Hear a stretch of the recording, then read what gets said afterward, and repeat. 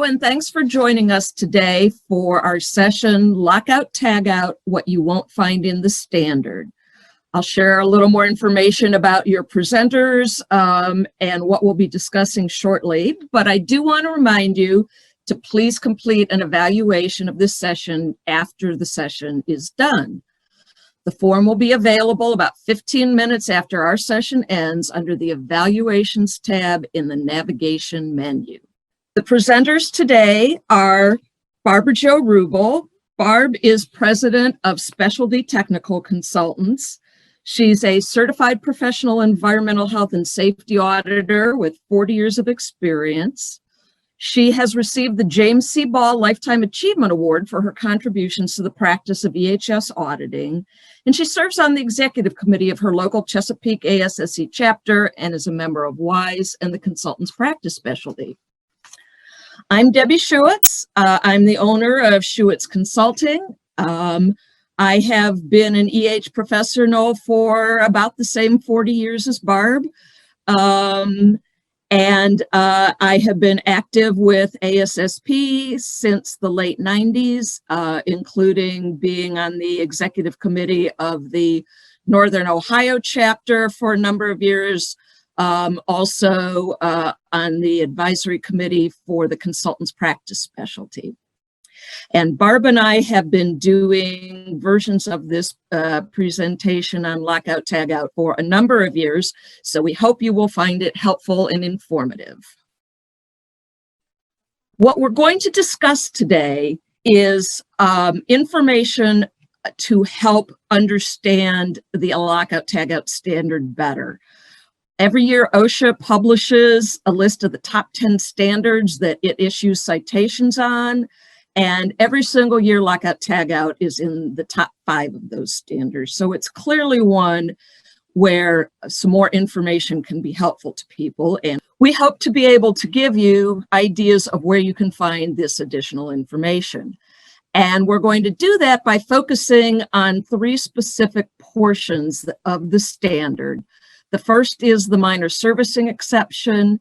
The second is what is called inspection requirements. And the final thing is integrating with contractors who may do lockout tagout at your facility.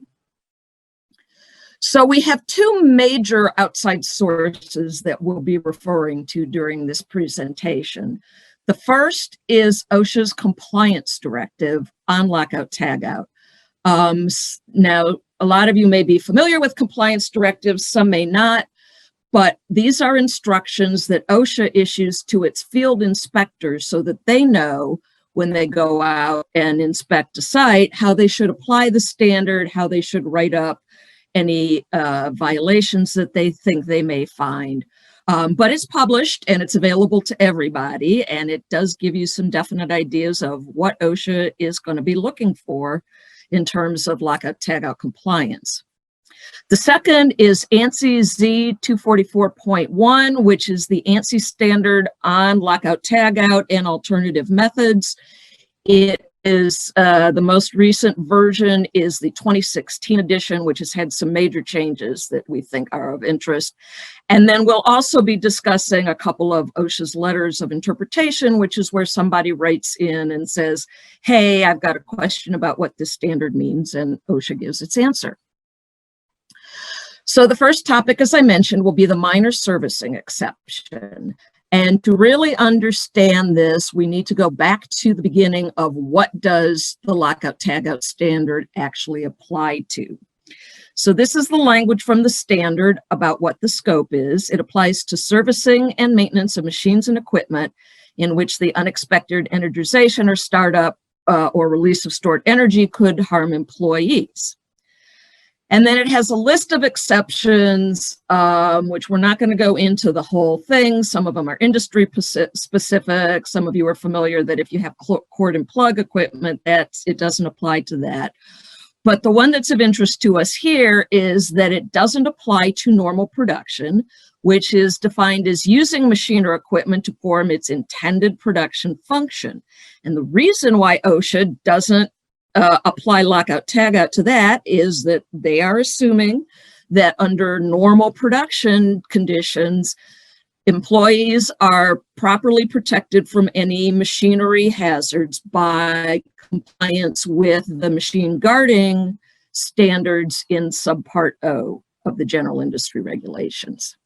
However, normal production does become covered if a hazard is reintroduced to the employees. And there are two ways that can happen. Either the employee is required to remove or bypass a guard or other safety device that was used for compliance with machine guarding, or if the employee is required to place any part of his or her body into a point of operation or danger zone. At that point, you would have to use full lockout tagout, comply with the full standard. So when OSHA first wrote the regulation, that was where it ended. If you had the situation where an employee was actually going to become subject to a hazard, you had to do full lockout tagout, end of story. And when the draft standard was being reviewed, people screamed about that and said, hey, we will never be able to keep operating under those circumstances. Simple example, we all know paper machines, printers and things like that jam fairly regularly. And if somebody had to do full lockout tagout every time they had to clear a jammed piece of paper, they would never be running. So in response to that, it was actually the Office of Management and Budget that put in what has become the minor servicing exception, which we will now discuss in detail. The language that they put in said that minor tool changes and adjustments, which aren't defined, and other minor servicing activities, also not defined, are allowed without lockout tagout if all three of these bullets are met. If the activities take place during normal production operations, if they're routine, repetitive, and integral to the use of the equipment for production, and if the work is performed using alternative measures which provide effective protection. And what the alternative measures mean is equally protective to using lockout tagout. So we want to emphasize this is an exception. Even these minor tool changes and adjustments must be done with lockout tagout unless the employer determines that they meet all three of these bullets of the minor servicing exception, including using the alternative methods. So we're going to discuss a little bit here how to determine if you actually do meet all those criteria in the minor servicing exception.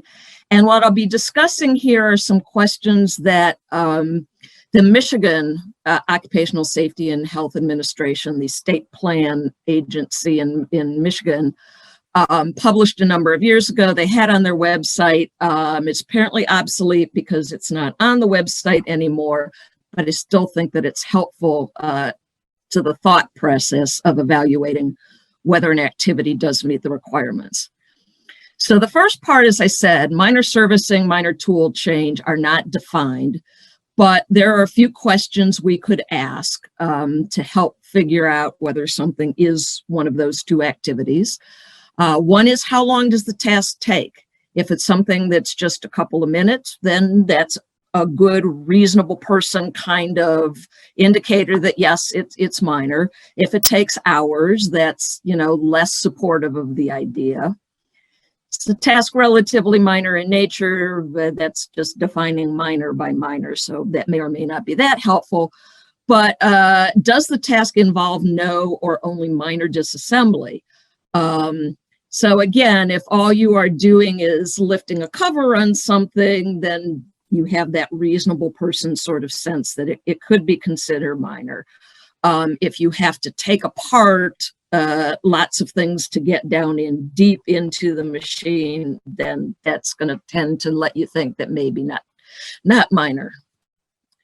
Okay, so now that we got past that initial thing, now we're getting to the first bullet point, which is the task performed during normal operations. And the OSHA compliance directive says very clearly that some tasks could be one or the other, depending on exactly what's going on. One example they use is machine or equipment inspection. And what they say is that if the inspection is being done as a quality control kind of thing. It's as the equipment is running, you're inspecting things to make sure that it's putting out the right output that it's intended to do, then that could definitely be considered part of normal production. However, if somebody is inspecting the equipment to troubleshoot it, then that pushes it into being servicing and maintenance, and now it's going to be not meet that first bullet. Another one that trips a lot of people up is setup. And that's because of this final question about who does it. Setup is something that is done almost entirely by operators or production type of personnel. But whether it's done by production type of personnel or by what we would consider a maintenance person, is not a good guideline of whether it's going to be considered part of normal production. And OSHA is very, very clear that if its setup is done while the machine is not running, like you have a batch type operation and you finish one run and then you change tooling or something to do the next run, that is not part of normal production because the machine is not running, it's not producing anything. So that absolutely makes it servicing and maintenance. And then you have to be looking at whether there's a hazard that would require you to use lockout tagout. So that's an important one to understand. Okay, our second bullet is the task routine, repetitive, and integral. Some of the questions from the MyOSHA help sheet is, does it occur frequently during the day, shift, or week? So that kind of gives us an idea that, you know, getting out to week is probably as long as we could consider something routine and repetitive.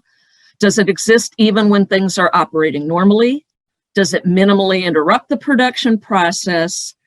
What happens if the task isn't performed? If the answer to that is, well, okay, the quality of the output may slowly degrade to where it may not be quite meeting all of the specifications, but the machine keeps running, then it might not be integral. If it's something that takes where the machine just completely can't run, then that might be integral to keeping it operating. So that could be a consideration. But one very, very important run in question is, are there established procedures for this task? Absolutely, if there are not procedures of a specific way to do it, then it is not integral to the use of the equipment. You would need to have a procedure for doing your, let's use unjamming again as our simple example. If you don't have a procedure for how to unjam the equipment, then it by definition with OSHA, it says in the compliance directive and also MyOSHA, would not be considered as integral, would not meet minor servicing. And as we get to the third, this is reinforced. Is the task performed using effective alternative protective measures? Well, if you don't have any established procedures for it, right there, you're going to not meet that bullet either, because it can't be effective in protecting employees if they're just winging it, obviously. And along with the having established procedures are the operator and other employees who might be involved trained on the task. Again, not going to be considered protective if people aren't trained. An important point is whether or not the operator has sole control. Obviously, if somebody on another part of a machine, if it's a larger machine, can press a button, hit a computer, control something like that, and start up the area that the operator is trying to unjam, then that's not equally protective. And then a final important point is, was a risk assessment conducted? And this comes out of MyOSHA, and it also comes out of the OSHA compliance directive. They make it very, very clear that you can't just say, yeah, it protects them enough. There has to be some level of risk assessment done. Now, for a fairly simple type of procedure, it could be maybe a 5-minute risk assessment with a note to file.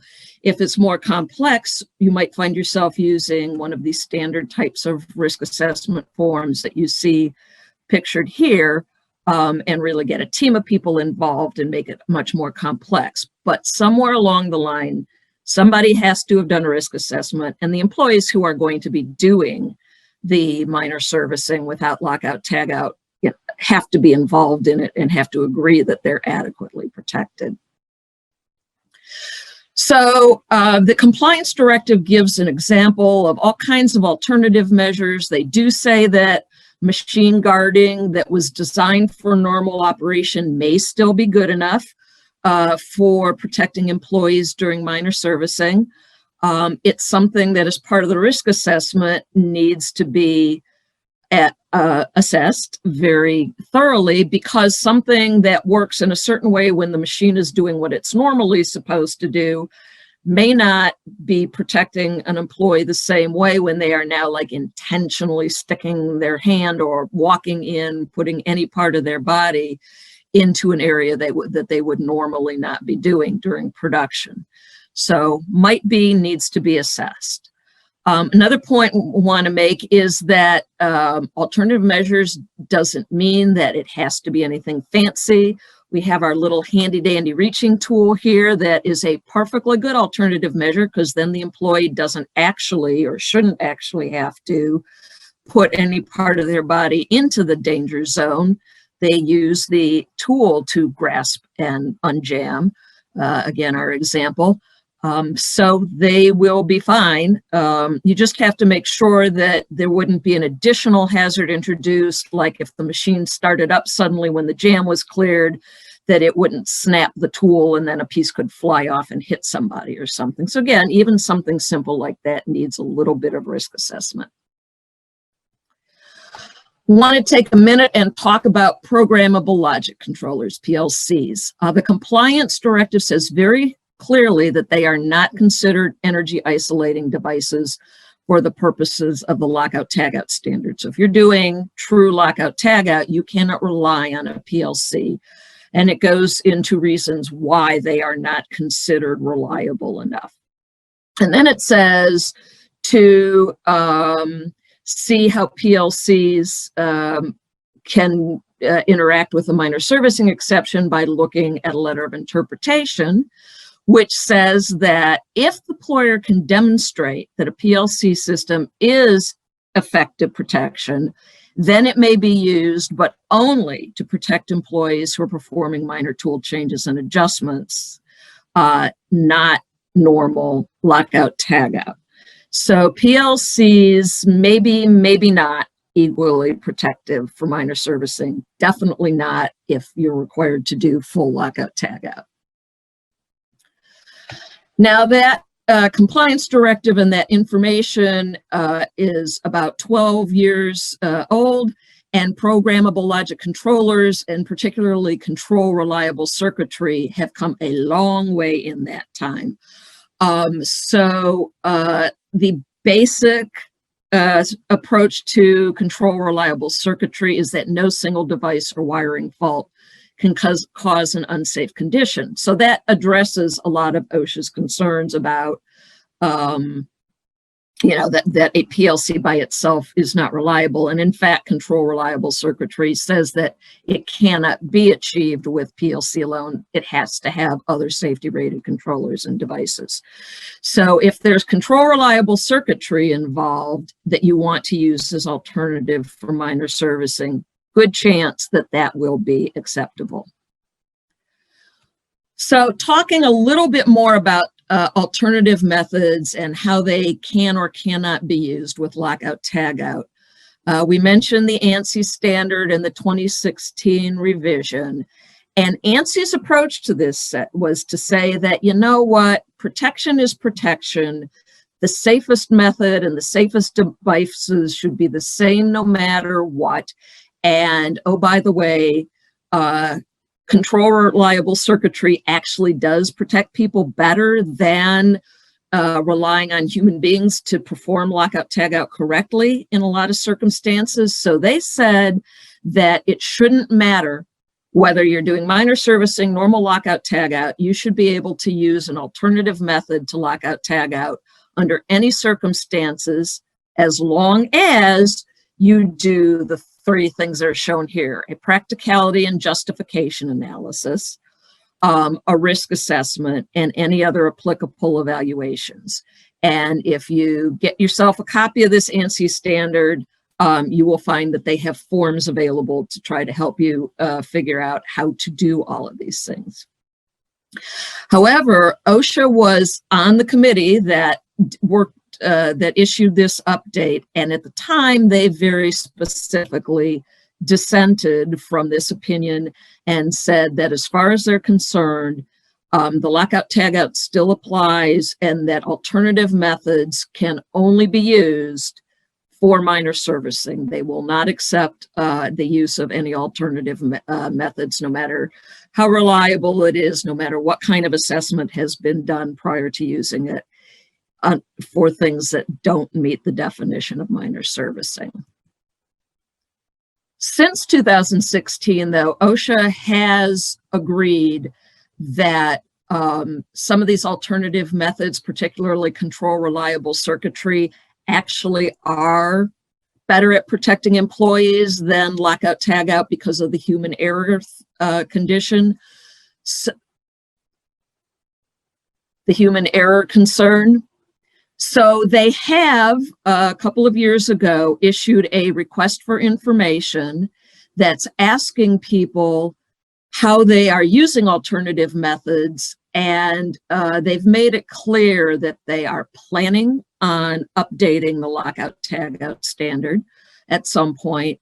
It will have more information about working with robots. It will have it will address the use of alternative methods for more than just the minor servicing exception. But of course, we have no way of knowing how long that may take. And in the meantime, please keep in mind, for OSHA's purposes, alternative methods are still just for minor servicing. And this is just a sample of a risk assessment form that can be used for minor servicing, again, taken out of the ANSI standard. So we have a couple of examples here that we hope will try to bring it home to you. These have both come up in situations that Barb and I found in actual audits. This first one, operators are deep cleaning a machine with alcohol wipes.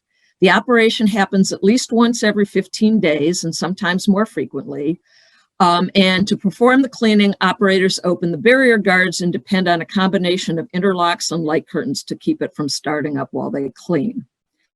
They claim this activity was minor servicing. So the question is, were they right?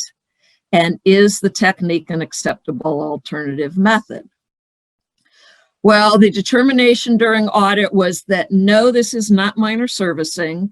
The word deep clean is a big clue. Remember, we said back in the early questions that how much you have to take apart the equipment to do it can be a clue, and this deep cleaning definitely wouldn't do it, wouldn't meet that. And once every 15 days is a little infrequent for meeting the integral and repetitive criterion. Now, the technique might be an acceptable alternative. We would need more information on the reliability of the controls on the interlocks and the light curtains and things. So had it been minor servicing, that might have been an okay alternative method. And someday when OSHA updates the standard and says that alternative methods will be acceptable, then it might be plenty good for that. But for the moment, it was an audit finding. And in the second example, the manufacturer's programming personnel came out to a client site and entered the operating zone of a vial filling robot to test and troubleshooting the actual programming to see if it was working properly. For protection, they were relying on interlocks that turned off the power when the doors to the machine enclosure are open. And they were able to demonstrate that they did have control reliable circuitry, so they believed they were not required to use lockout tagout. Were they right? And I will say again, the finding during audit was no, they were not right. This is clearly servicing and maintenance. And it's not integral to running the equipment because the equipment was not doing any of its normal production, so it couldn't take advantage of the minor servicing exemption because it was completely shut down while outside tech personnel came in to work on it. So again, this is one that under the ANSI approach and what we hope will become the new OSHA approach was probably perfectly safe, but did not meet OSHA requirements. So with that, that is our minor servicing presentation. I am now going to turn it over to Barb to discuss periodic inspections. Well, thanks, Debbie. So yes, I want to talk about the periodic inspection part of the OSHA requirements. And I'll start by saying I wish OSHA had called it anything but inspections. This term seems to confuse a lot of people. Normally, we think of an inspection as something where we go look at a part of the plant or a piece of equipment. And under the lockout tagout standard, the periodic inspection is a review of the lockout procedure. While it's being worked through, and a verification that the procedure works properly. And so you might think of that more as an observation or a verification process, but OSHA chose to call it inspections. So let's look at what's required. In the 29 CFR, the OSHA standard doesn't give us a lot of information. There's a whopping 6 sentences on the inspection requirements. And so it's something I find confuses a lot of people. The standard doesn't say how the inspection is to be done, only that it's a review between the inspector and an authorized employee of that employee's responsibilities under the energy control procedure being inspected. If we go to the compliance directive, then we get a lot more detail. And you'll hear me call it compliance directive and CPL interchangeably. The CPL makes clear that this isn't supposed to be a paperwork exercise or a training review. The demonstration of the energy control procedure is supposed to be performed while employees are actually performing service and maintenance. And so the inspector should observe the lockout process during this service and maintenance. And it also says that if it takes multiple employees to actually perform the lockout and the servicing, that the review should include a review of all of their responsibilities under that procedure. The standard in 29 CFR uses the language, the employer shall conduct a periodic inspection of the energy control procedure. But the CPL makes it clear that each procedure is to be separately inspected. And that could seem like a nightmare, but I'll talk about some options for how to make it more manageable. The CPL also clarifies that annually means at least every 12 months, except if you have an energy control procedure that isn't used during the course of a year.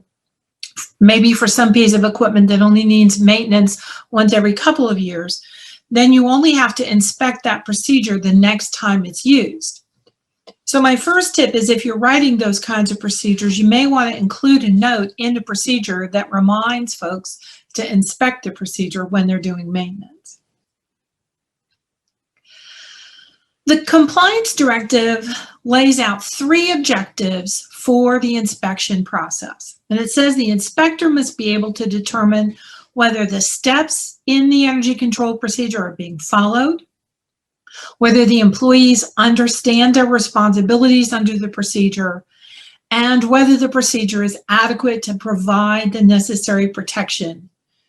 And if it is not, if it's inadequate, what modifications may be needed to make the procedure provide the protection that's necessary. All right, so I said that the compliance directive says each energy control procedure must be separately inspected. What does that mean?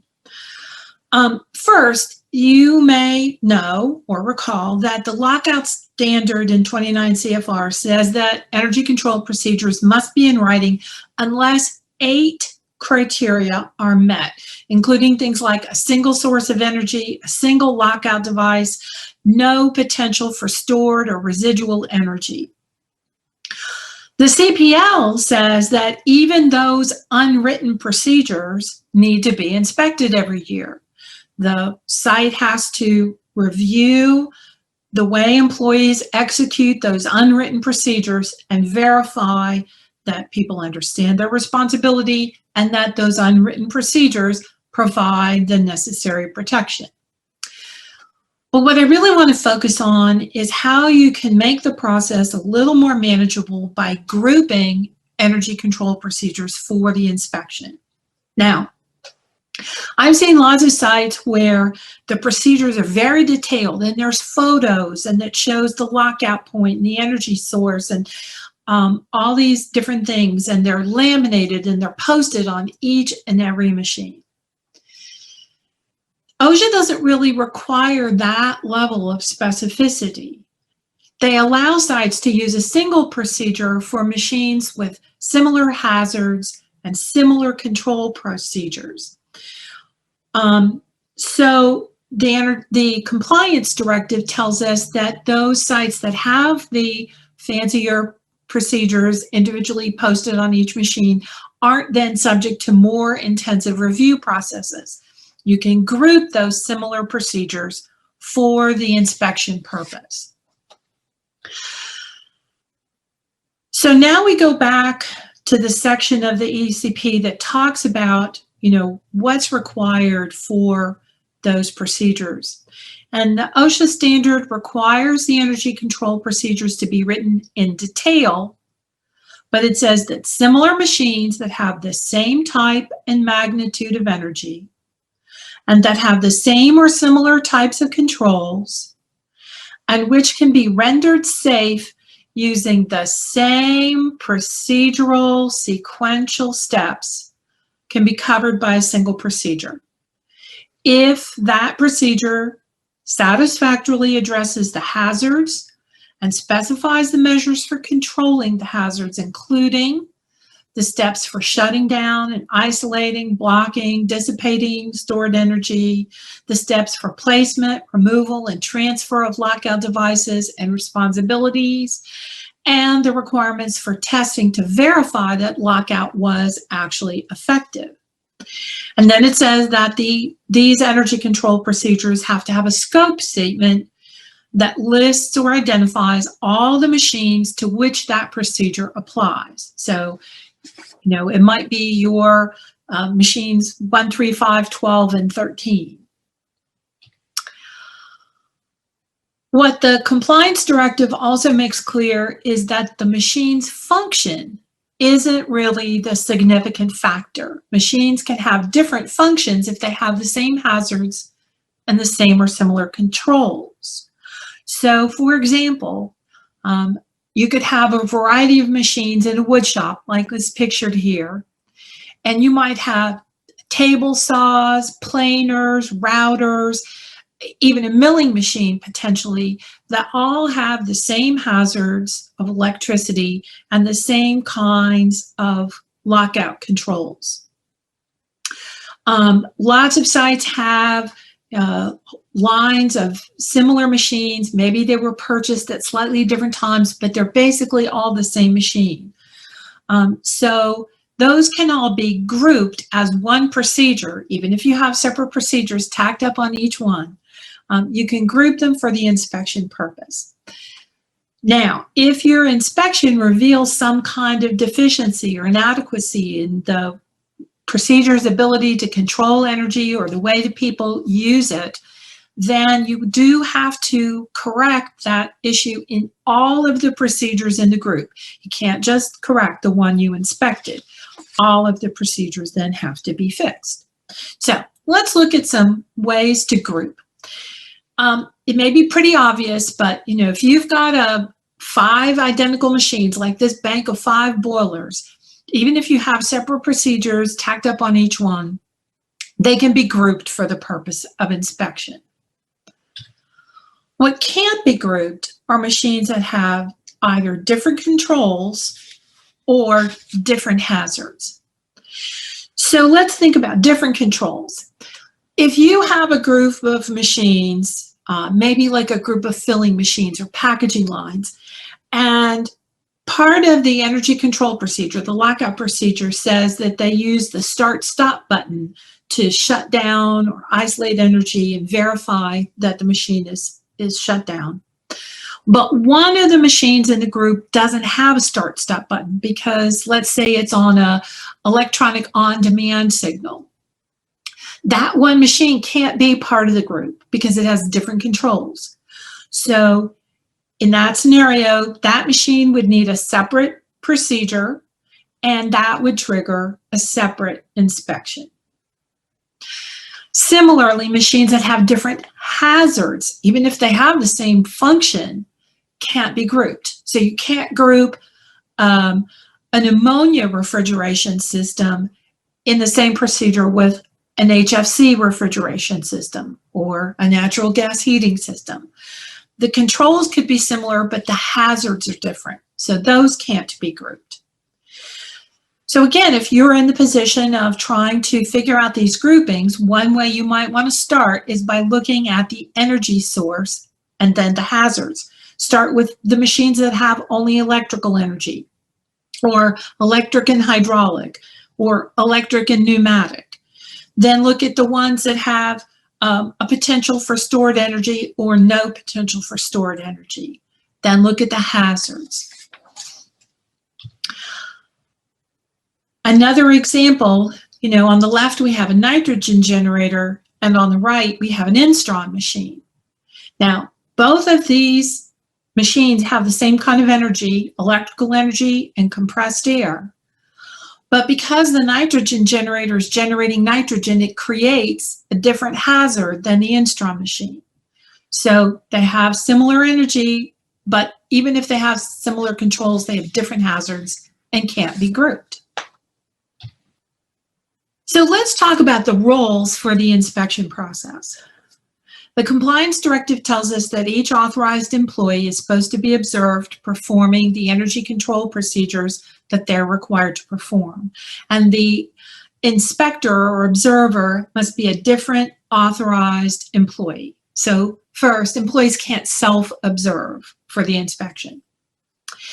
There's a letter of interpretation that's back from October 1996, but it's still on the OSHA website and still valid. And it clarifies what OSHA means by the term different authorized employee. The letter writer asked if that term precluded consultants or contractors or third parties from serving as the inspector. And OSHA wrote back with their definition of the different authorized employee, and they said,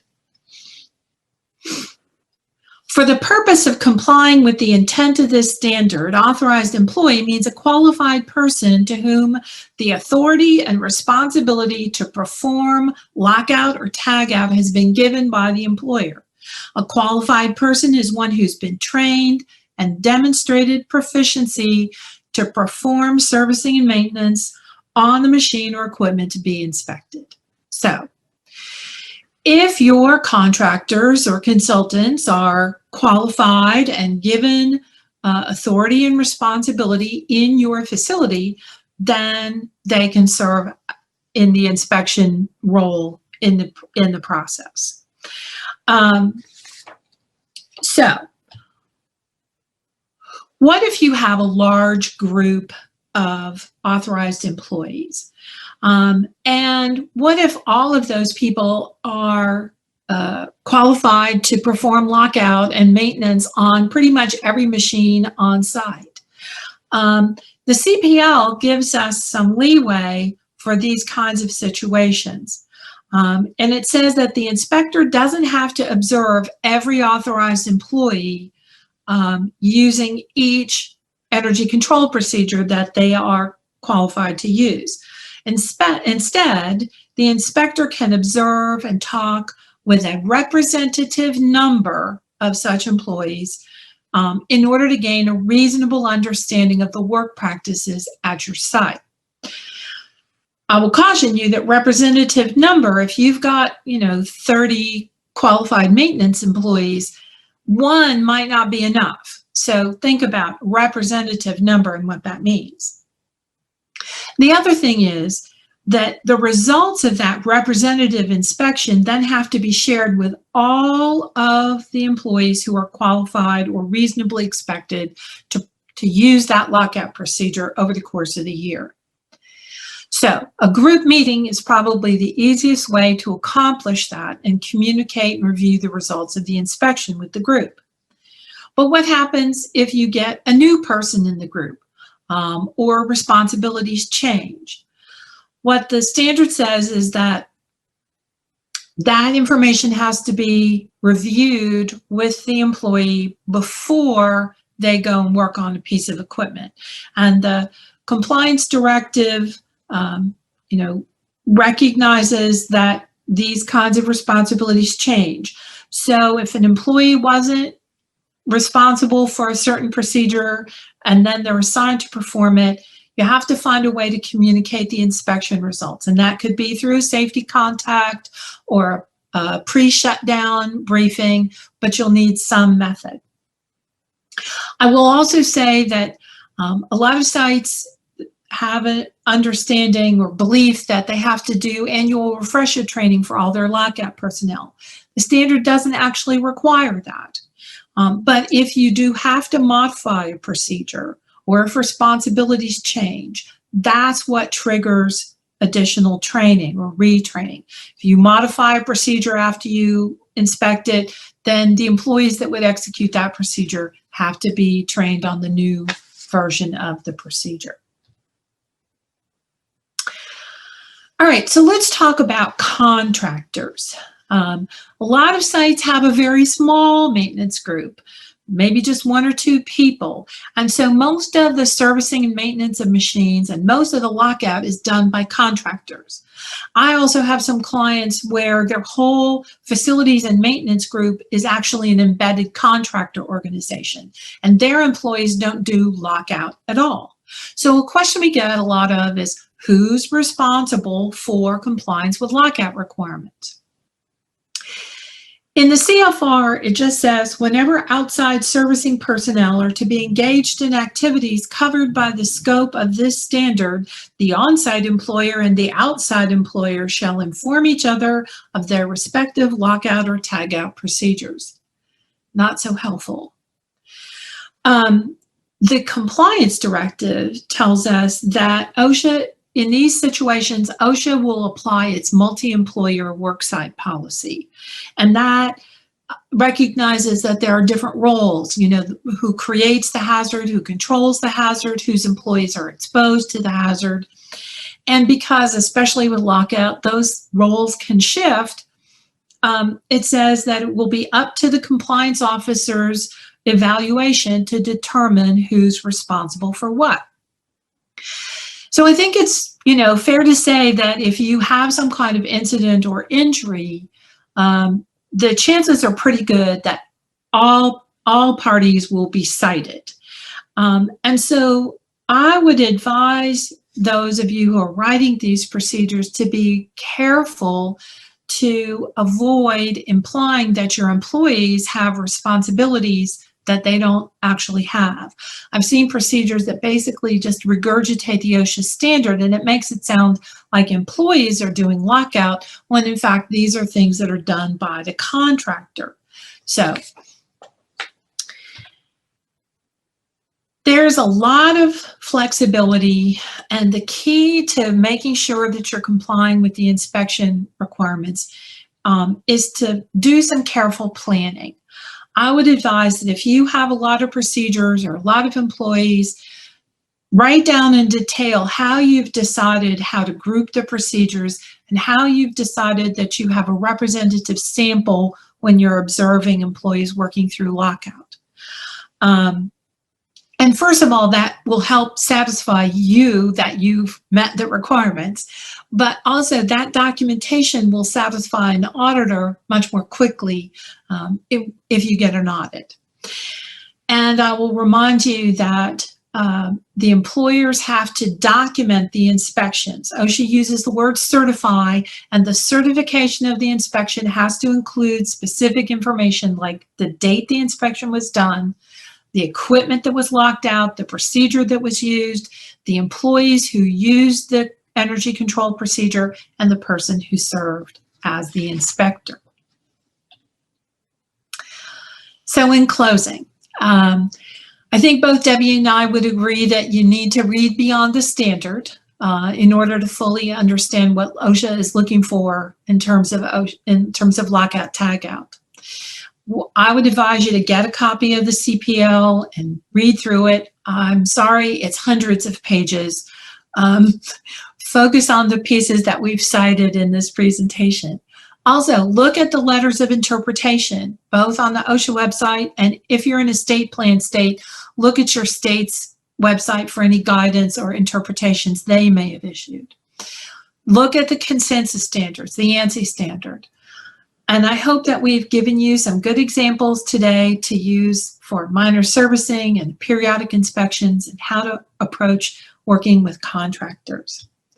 With that, we're open for questions. And I'll ask again, please complete an evaluation for this session. In about 15 minutes, it will be available under the Evaluations tab in your navigation menu. And otherwise, thank you so much for participating today. We appreciate it.